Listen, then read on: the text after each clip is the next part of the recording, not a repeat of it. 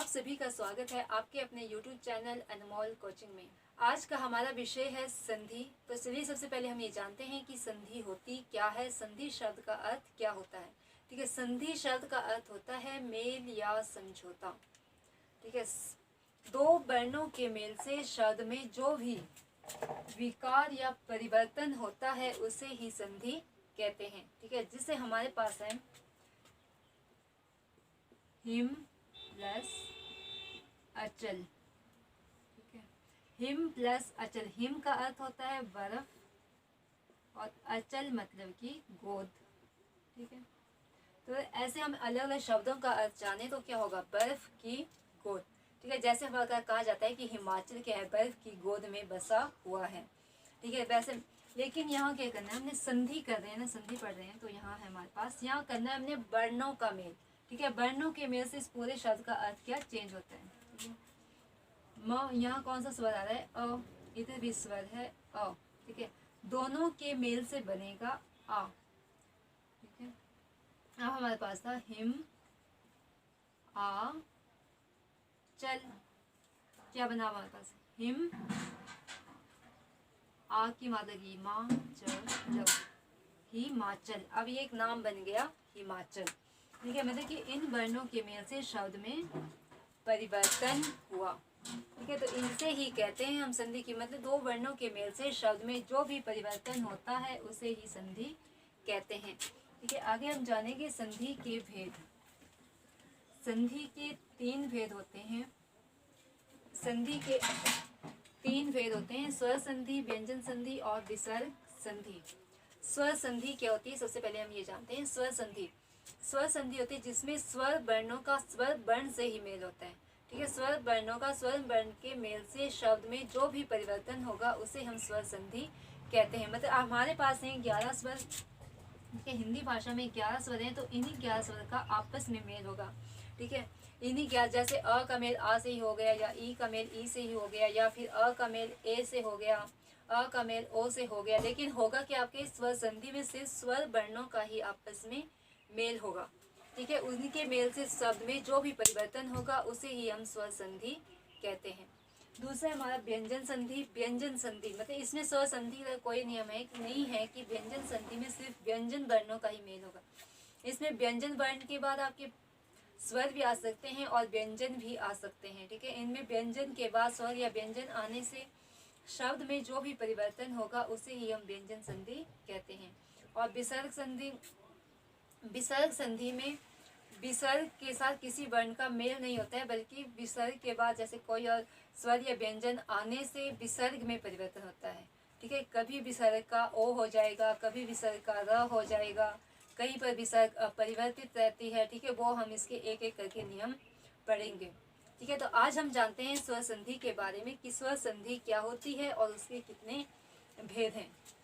ठीक है, स्वर संधि, स्वर संधि वह होती है जिसमें स्वर वर्णों का या सजातीय वर्णों का, सजातीय स्वरों का आपस में मेल होता है। सजातीय स्वर मतलब कि एक ही वर्ग के। ठीक है, सजातीय एक ही वर्ग के, जैसे अ का मेल आ से होगा या ई, ये एक ही वर्ग के मेल हैं। ठीक है, जैसे ए ऐ, ये सारे क्या हैं कि एक ही वर्ग के स्वर हैं, तो इनका आपस में ही मेल होगा। जैसे अ का आ से हो गया, ई का ई से हो गया, ऊ का ऊ से हो गया। ठीक है, तो सजाती होता है मतलब कि एक समान स्वर या एक ही वर्ग के स्वर, इनका आपस में ही मेल होगा। ठीक है, स्वर संधि उसे कहते हैं जिसमें सजातीय वर्णों का आपस में मेल होने से शब्द में जो भी परिवर्तन होता है वहां पर आपकी स्वर संधि होती है। स्वर संधि के 5 भेद होते हैं, दीर्घ संधि, गुण संधि, वृद्धि संधि, यण संधि और अयादि संधि। ठीक है, अब इनको एक एक करके जानेंगे हम कि इनके सबसे पहले दीर्घ संधि क्या होती है। दीर्घ अर्थात बड़ा, दीर्घ का अर्थ होता है बड़ा। ठीक है, मतलब कि दीर्घ संधि में हमें स्वरों के दीर्घ रूप देखने को मिलेंगे। ठीक है, यहीं से याद रखना है कि दीर्घ का अर्थ होता है बड़ा, तो दीर्घ संधि में हमें स्वरों के दीर्घ रूप मतलब कि बड़े रूप, जैसे होते हैं ना स्वर, हमारे ह्रस्व स्वर और दीर्घ स्वर होते हैं। तो दीर्घ स्वर के होते हैं जिसमें जब हम इनका उच्चारण करते हैं तो हमें ज़्यादा समय लगता है। ह्रस्व मतलब कि कम, जब हम इनका उच्चारण करते हैं तो हमें कम समय लगता है, ठीक है।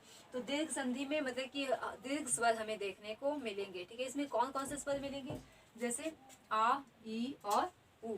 हमें ये 3 स्वर, दीर्घ स्वर देखने को मिलेंगे दीर्घ संधि में, आ, ई और उ। मतलब कि इसके जितने भी एग्जाम्पल होंगे, जितने भी एग्जाम्पल शब्द होंगे, उनमें हमें दीर्घ रूप देखने को मिलेंगे, जैसे परमात्मा, कपीश,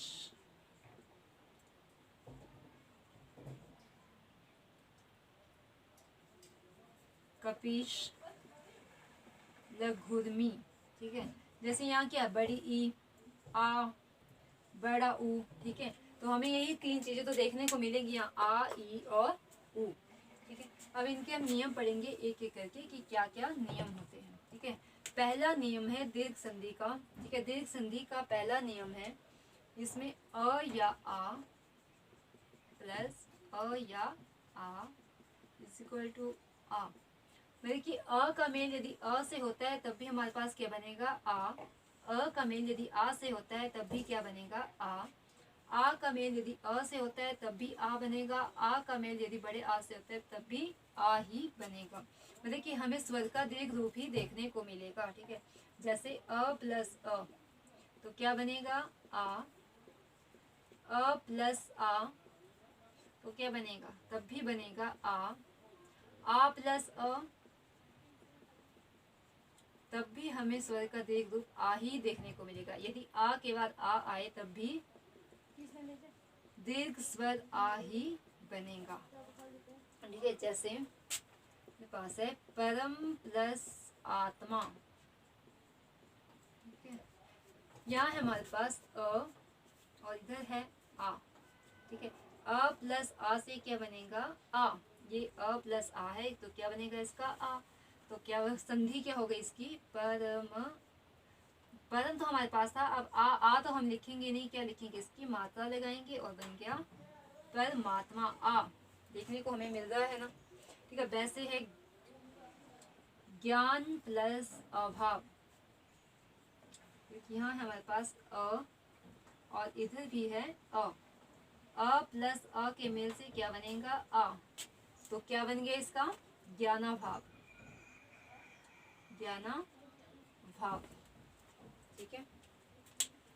ये समझ आ गई ना आपकी। पहला नियम क्या है हमारा, अ या आ प्लस अ या आ, मतलब कि अ के बाद आपका अ आता है तब भी आ बनेगा, अ के बाद आ आता है तब भी आ बनेगा, ठीक है। जैसे ये था हमारे पास आ के बाद आ, अ के बाद अ, ठीक है। वैसे ही आ के बाद अ आए तब भी आ बनेगा, आ प्लस आ हो तब भी आ ही बनेगा। मतलब कि हमें स्वर का यहाँ दीर्घ रूप ही देखने को मिलेगा, ठीक है।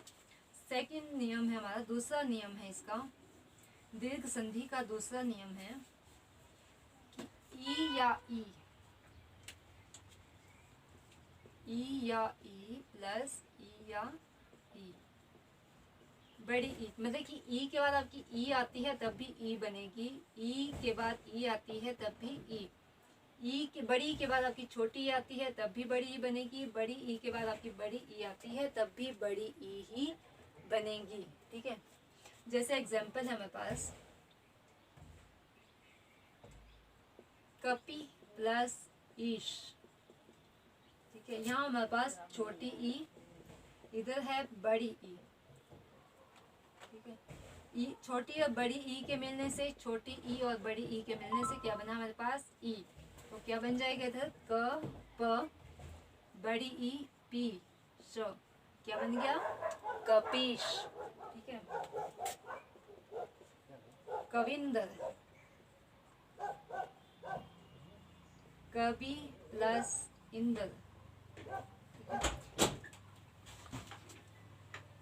छोटी ई या छोटी ई, तो क्या बन गया, बड़ी ई, ठीक है। मतलब कि छोटी के बाद बड़ी ई आए, या फिर छोटी ई के बाद छोटी ई ही आए, या फिर बड़ी ई के बाद छोटी ई आए, बड़ी ई के बाद बड़ी ई आए, तो भी इनके मेल से क्या बनेगा हमारे पास, बड़ी ई ही बनेगी, ठीक है। और एक बात हमेशा याद रखनी कि ये वाली ई या ये छोटी ई हम संधि विच्छेद करते हैं, इसमें कैसे पता लगाएंगे कि यहाँ छोटी होगी या बड़ी ई होगी, ठीक है। जैसे हमारे पास हमने 2 एग्जाम्पल लिखे, कपीश था, एक था कविंदर। अब आप जब कपीश का उच्चारण करेंगे तो एकदम से उच्चारण हो रहा है कि कपीश, इसी के ऑपोजिट यदि जब हम कविंदर कविंदर ब पे जोर पड़ रहा है ना, ब पे यहाँ हमें थोड़ा सा जोर देने पड़ रहा है, तो यहाँ मतलब कि क्या होगी आपकी छोटी ई। ठीक है, जहाँ भी हमें शब्द में जोर देना पड़े वहाँ ह्रस्व स्वर होगा, जो एकदम से बोला जाए वहाँ दीर्घ स्वर होगा। ठीक है, इतना हमेशा याद रखना है। अगला नियम है थर्ड, ऊ या ऊ। तीसरा नियम है ऊ या ऊ प्लस ऊ या ऊ इज इक्वल टू बड़ा ऊ। मतलब कि छोटा ऊ के बाद छोटा ऊ तो तब भी क्या बनेगा, बड़ा ऊ बनेगा, मतलब इसका दीर्घ रूप बनेगा। ठीक है, ह्रस्व स्वर के बाद दीर्घ स्वर हो तब भी क्या बनेगा, दीर्घ स्वर बनेगा। ठीक है, दीर्घ स्वर के बाद आपका ह्रस्व स्वर हो या दीर्घ स्वर के बाद दीर्घ स्वर हो तब भी क्या बनेगा, दीर्घ स्वर ऊ ही बनेगा। ठीक है, जैसे गुरु प्लस उपदेश। ठीक है, गुरु प्लस उपदेश, यहाँ क्या हमारा छोटा ऊ, ये भी क्या है छोटा ऊ। ठीक है, तो दोनों के मेल से क्या बना, बड़ा ऊ। तो क्या बन गया हमारे पास, गुरु प्रदेश। ठीक है, गुरु प्रदेश बड़ा ऊ। ठीक है, लघु प्लस ऊर्मी, लघुर्मी, यहाँ है छोटा ऊ, इधर है बड़ा ऊ, तो दोनों के मेल से क्या बना, बड़ा ऊ। ठीक है, शब्द क्या बन गया, लघुर्मी। ठीक है, क्या बन गया, लघुर्मी।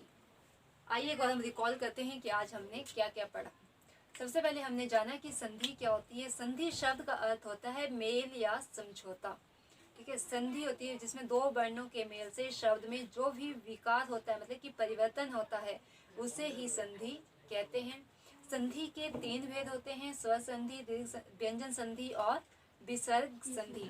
ठीक है, उसके बाद हमने जाना कि स्वर संधि क्या होती है। स्वर संधि जिसमें स्वर वर्णों का स्वर वर्णों से ही मेल होता है, या सजातीय स्वरों का आपस में मेल होने से शब्द में जो भी परिवर्तन होता है उसे स्वर संधि कहते हैं। ठीक है, स्वर संधि के 5 भेद होते हैं, दीर्घ संधि, गुण संधि, यण संधि, वृद्धि संधि और अयादि संधि। ठीक है, दीर्घ संधि दीर्घ अर्थात बड़ा, मतलब कि इसमें हमें स्वरों के दीर्घ रूप ही देखने को मिलते हैं। ठीक है, कौन कौन से रूप मिलते हैं, आ, ई और उ। ठीक है, हमें स्वर कौन कौन से स्वर यहाँ दीर्घ संधि में देखने को मिलेंगे, आ, ई और उ। ठीक है, इस स्वर संधि के अन्य भेदों के बारे में हम आगे जानेंगे अगली वीडियो में। धन्यवाद।